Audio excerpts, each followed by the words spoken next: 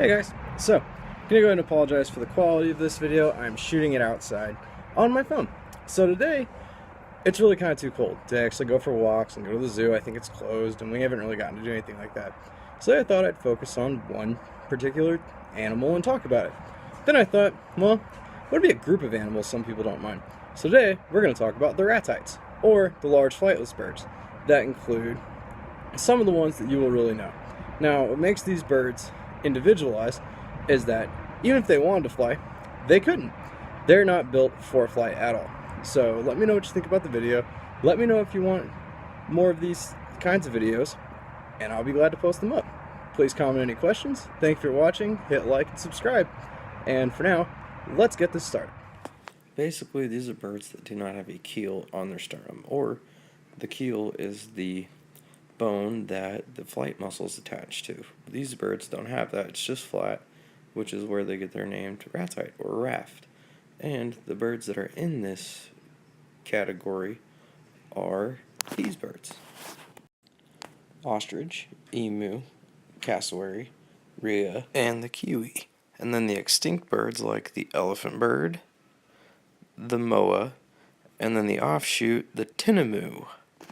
So what makes these birds different? Basically, these birds couldn't fly even if they wanted to, because they lack the keel. As I said before, the keel is this bone here, which is this big bone at the bottom of the sternum. That's where all the flight muscles attach to.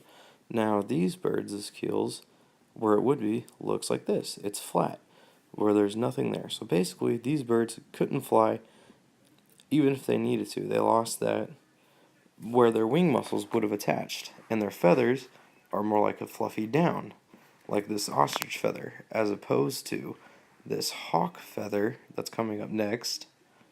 There. See how that one's nice and smooth? It's because it has these little barbules, which is in this next picture here.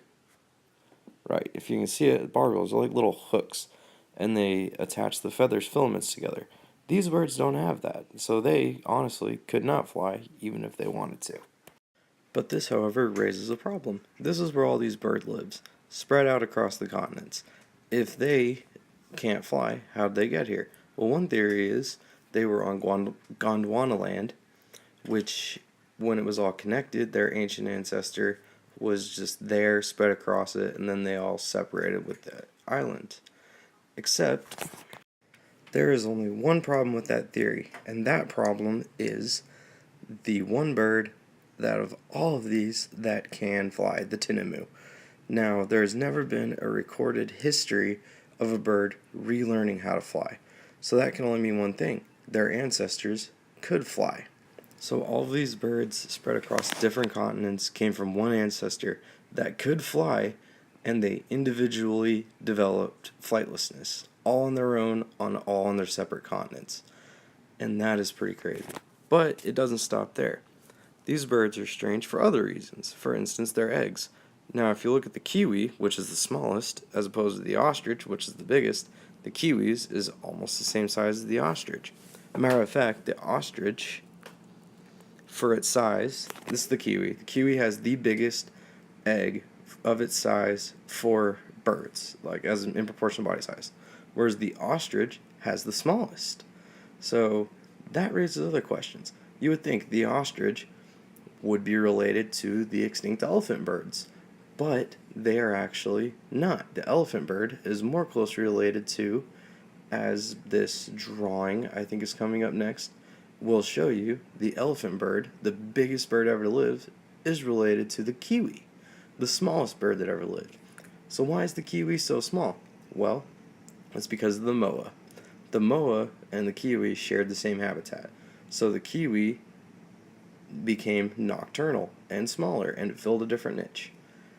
So these are some awesome birds, and it's really worth another read on how to find them all. If you have any questions, anything you would like me to cover in more detail, let me know, and I'll see you in the next one. Please subscribe and like my video. Thank you.